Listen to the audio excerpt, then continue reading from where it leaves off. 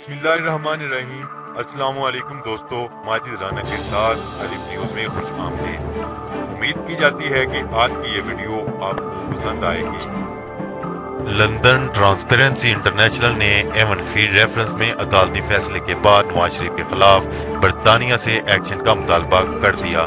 Transparency international نے مطالبہ کیا ہے کہ برطانوی حکومت غیر قانونی جائیداد ضبط کرے، اور ٹرانسپیرنسی انٹرنیشنل نے کہا کہ نواز شریف اور ان کے خاندان کو محفوظ پناہ گاہ فراہم نہ کی جائے۔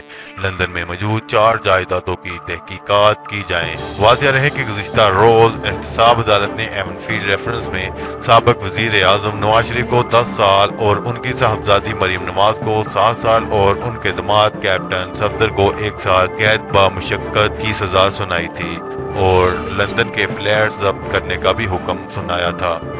اگر آپ کو یہ ویڈیو پسند آئے تو ہمارا چینل سبسکرائب کریں، لائک کریں، کمنٹ کریں۔ شکریہ۔